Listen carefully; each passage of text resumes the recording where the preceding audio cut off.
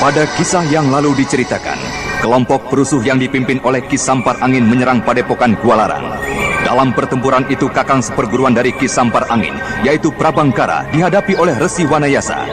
Sedangkan Ki Sampar Angin sendiri dihadapi oleh Mbah Jatis. Raden Purbaya atas desakan dari Cempaka berusaha meninggalkan Padepokan yang sedang dilanda kerusuhan. Akan tetapi usaha mereka untuk melarikan diri diketahui oleh Ki Dandung Amoksa yang memang sedang berusaha mencari Raden Purbaya dan Roro Angken. Dan di Bukit Batu Larang, Raden Purbaya berhasil melempar kepala Dandung Amoksa dengan batu besar, hingga pimpinan begal itu mati dengan kepala pecah. Sementara Resi Wanayasa yang baru saja akan berhasil membunuh Prabangkara, gagal karena kedatangan seorang tokoh tua misterius yang hanya dikenal dengan nama si Jerangkong Hidup.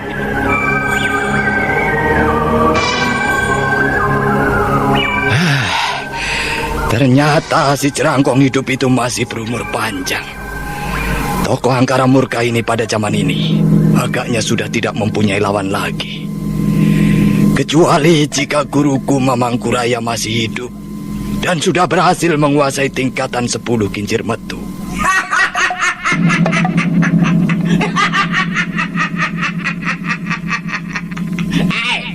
Wanayasa, mudah-mudahan kau masih dapat memuaskan hatiku. Dengar, jika saja kau sanggup melayaniku hingga 50 jurus saja, kau akan kubiarkan tetap hidup untuk menjadi lawanku selamanya. Tapi jika kau adalah manusia yang tidak berguna, tidak dapat melayaniku hingga jurus ke-50, kau lebih baik mati saja. Ya,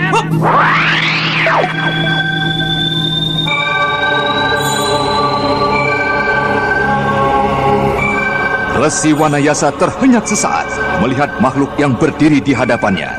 Seorang tua berkulit hitam legam dengan tubuh tinggi kurus yang hanya terdiri dari tulang dan kulit. Tangannya yang panjang melebihi ukuran manusia biasa terjuntai seakan-akan tak memiliki daya untuk digerakkan. Akan tetapi suaranya yang melengking tinggi menusuk telinga mampu untuk membuat isi dada musuhnya hancur.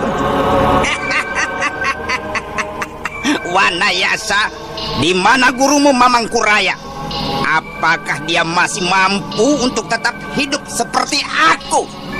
Aku tidak mengetahui keadaan guruku saat ini, Tuan. Akan tetapi, jika Tuan tidak menemuinya, nanti akan aku katakan jika aku menjumpainya. Tidak usah, Wanayasa. Nanti orang itu pun pasti akan mencari aku. Karena aku yakin, aku adalah satu-satunya orang yang mampu memuaskan dirinya untuk bertempur sampai mati. Atau jika tidak, aku dapat membunuh kau. Dan pasti orang itu akan mencariku. Ayo, bersiaplah Wanayasa. Jerangkong Hidup mengembangkan kedua tangannya ke samping dan kemudian menggeram keras. Dan beberapa saat kemudian, tubuhnya naik ke atas tanpa menekuk kaki dan menjejak bumi. Jagat Dewa Batara. Manusia atau ibliskah yang kuhadapi ini? Aku akan mencoba menghadapinya dengan kincir metuku.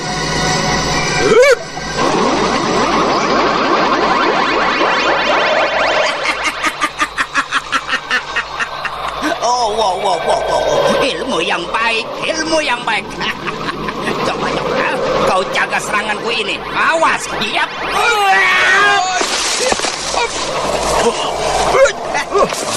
Siap ya. Serangannya begitu cepat dan tidak terduga-duga. Awas ya. Kenapa kau menggelinding di situ, Wanayasa? Hati-hatilah. Kau kini menghadapi jurus kelelawar sakti. Awas. Dari pohon ini, aku akan membuatmu kembali menggelinding seperti tadi. Manusia aneh, atau lebih tepat dikatakan tengkorak atau jerangkong hidup itu, memutar kedua tangannya yang panjang sambil terus menggeram.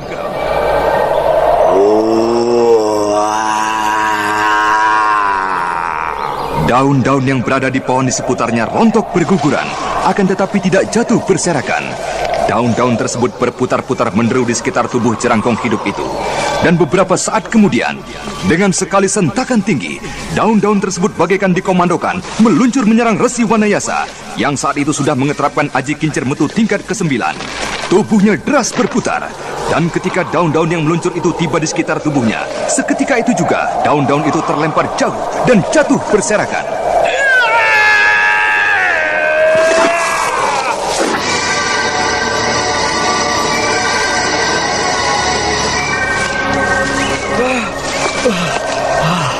Aku berhasil mengelakkan serangannya.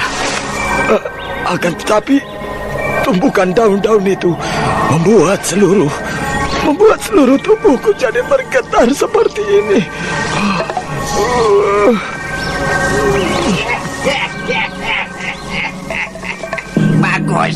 Bagus Wanayasa. Kau berhasil lagi menyelamatkan dirimu. Bagus. Kali ini, jika kau berhasil mengelakkan seranganku berikutnya, aku akan segera tinggalkan padepokanmu ini. Awas!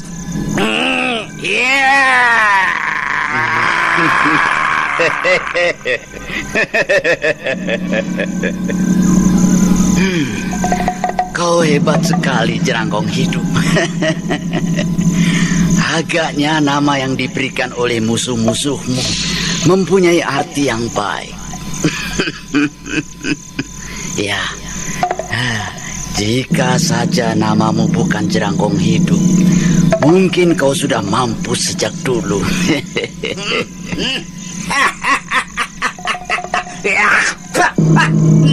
Siapa kau? Orang tua yang tidak mengenal takut? Apakah kau sudah siap untuk segera mampus? Berani bicara seperti itu di hadapanku. Apa? Minggir kau, murid tolol, murid durhaka. Kau sudah berani menguburku sebelum aku mati. Minggir, kau murid gila. Agaknya kau adalah Mamangku Raya, guru dari Wanayasa. Bagus. Kau masih hidup dan dapat menghiburku. Ayo, Mamangku Raya, kita bertanding hingga 3 hari 3 malam. Kita bertempur sepuas kita. Ayo. Aku tidak mau.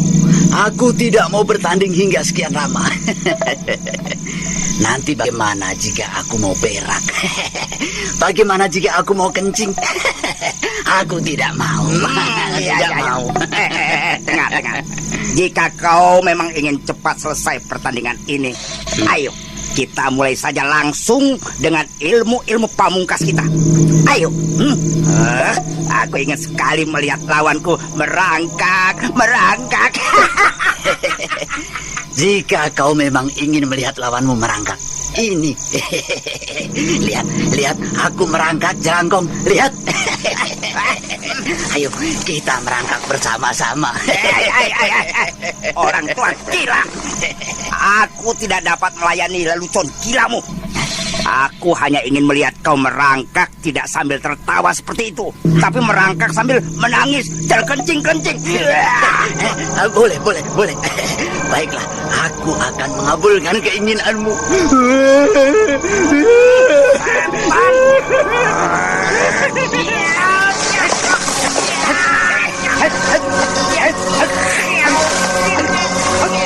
Dalam kegelapan malam, Jerangkong Hidup menyerang dengan jurus kelelawar saktinya. Tubuhnya kali ini bagaikan terbang berkelebat dari bawah ke atas. Dan kemudian, dari angkasa, melancarkan serangan-serangan maut yang amat berbahaya. Akan tetapi, Mamangku Raya melayaninya sambil menggoda Jerangkong Hidup itu.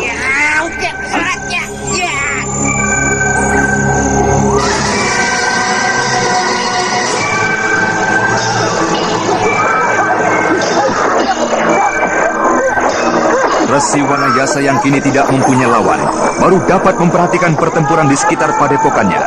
Tekanan-tekanan dari pihak penyerang membuat para murid padepokan Gualarang tidak dapat berbuat banyak.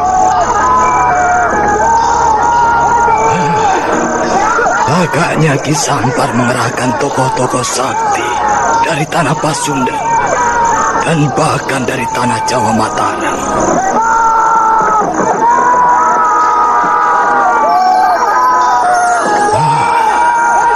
Agaknya sudah tidak dapat diselamatkan lagi padepokanku. Sekelompok muridku sedang berusaha menahan amukan dari Prabangkara. Aku akan mencoba untuk mempergunakan waktu ini untuk melihat dan melepaskan cucuku dari kurungan di belakang padepokan.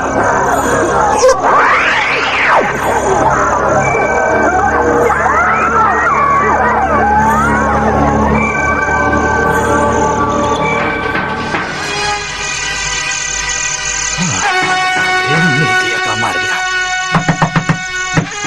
Buka pintu! Buka pintu! Bukakan pintu ini, Paman! Paman! Kasihan sekali anak nakal ini. Eyang, ada apa, Eyang? Apa yang telah terjadi? Saya mendengar suara keributan di padepokan ini. Musuh telah menyerang padepokan ini, cucuku. Ayo, kita tinggalkan kamar ini. Tapi, Eyang, di kamar sebelah ada Kakang Made Ludira. Oh iya, aku harus melepaskan juga anak itu.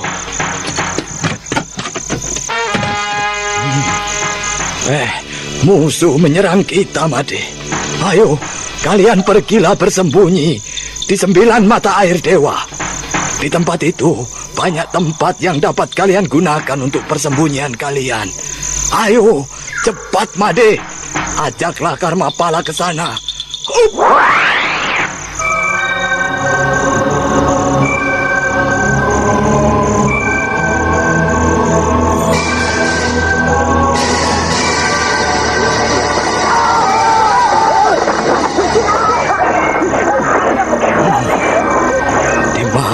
Guruku Mamangkuraya.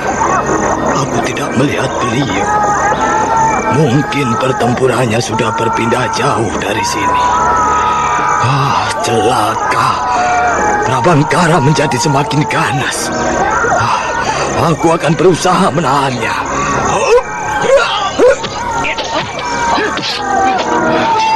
Ayo, kalian, pergilah kalian. Tinggalkan padepokan ini. Biar aku yang menghadapi orang ini. Ayo, tinggalkan padepokan ini. Dan ajak kawan-kawan kalian yang lainnya. Ika Anggara, jangan biarkan seorang pun dari murid padepokan ini yang melarikan diri. Bunuh mereka.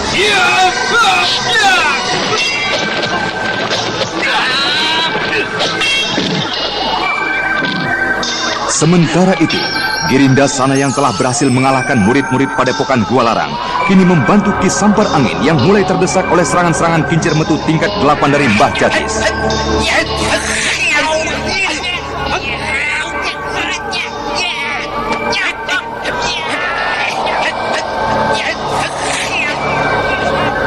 Beberapa saat setelah pendeta Girindasana melibatkan diri, Mbah Jatis kini yang jadi terdesak. Serangan-serangan dari murid si Jerangkong Hidup benar-benar membuat Mbah Jatis menjadi kerepotan membagi perhatiannya. Sampai pada suatu saat, ketika serangan kelelawar sakti yang dilancarkan dari udara, Ki Sampar Angin juga memburu Mbah Jatis dengan pandul beracunnya. Akhirnya, Mbah Jatis dengan telak terkena pukulan kelelawar sakti dari pendeta Girindasana.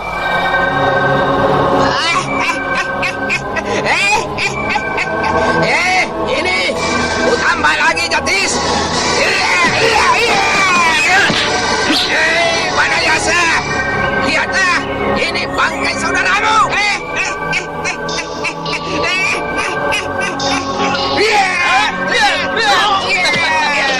Wanayasa, lihatlah, itu Jati saudaramu sudah menjadi bangkai.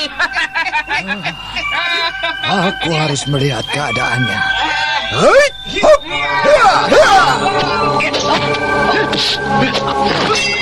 Resi Wanayasa yang mencemaskan keadaan saudaranya segera menyerang dengan membabi buta, mendesak Prabangkara. Dan ketika ia berhasil memukul jatuh Prabangkara, Wanayasa melompat melihat keadaan adiknya Jatis Purut Sarumpa.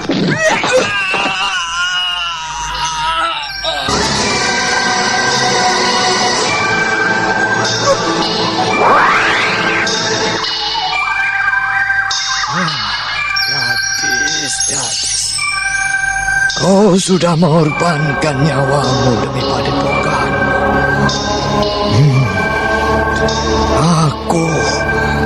Aku tidak boleh mengorbankan lebih banyak orang lagi. Masih ada beberapa orang muridku yang sedang dikepung oleh para perusuh-perusuh itu. Aku harus menyelamatkannya.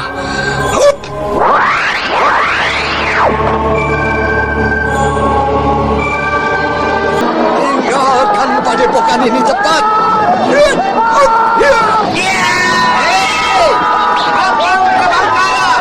Ayo, kita gabung bersama-sama setelah itu.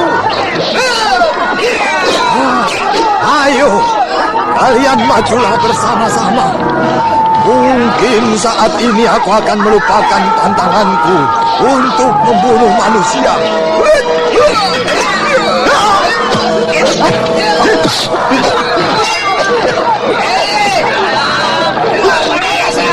Ini adalah balasannya. Karena kau sudah berani jauh mencampuri urusanku untuk mencari keuntungan di Karang Sedana. Lebih baik kau katakan saja di mana kau sembunyikan kedua pelarian itu. Aku akan menjual kedua orang itu pada Sang Prabu Jaya Suntana.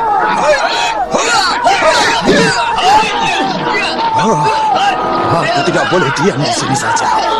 Di tempatku ada 2 orang pangeran yang harus kuselamatkan. 2 orang penting yang tidak boleh jatuh ke tangan mereka. Aku harus tinggalkan tempat ini segera. Jangan biarkan orang itu lolos. Ayo kejar. Di Kalanggara. Ratu Samaya. Ayo.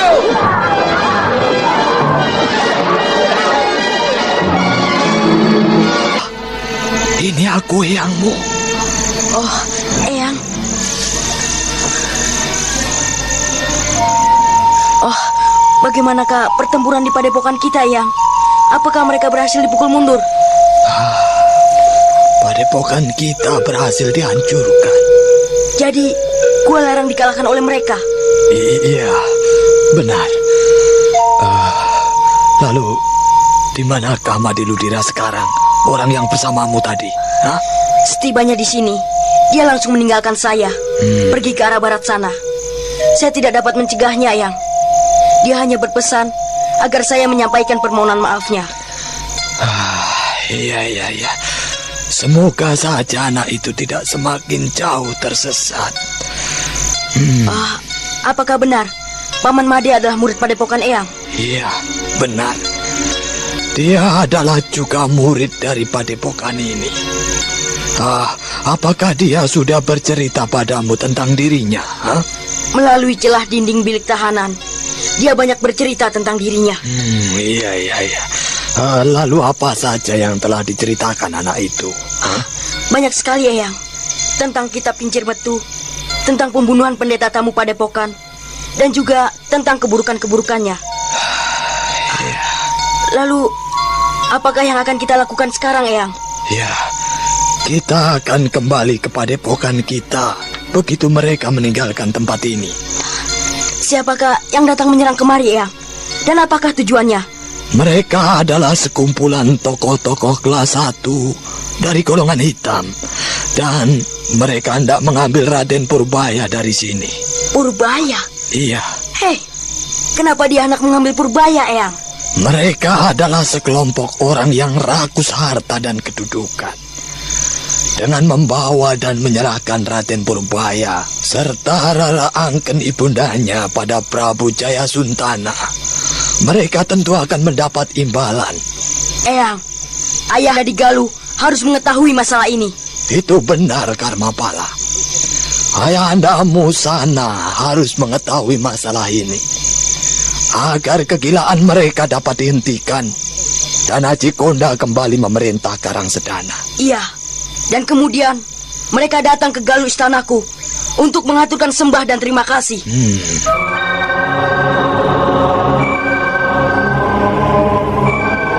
Setan tua, rasakan jurus semburan bisa kelelawar sakiku. Yes!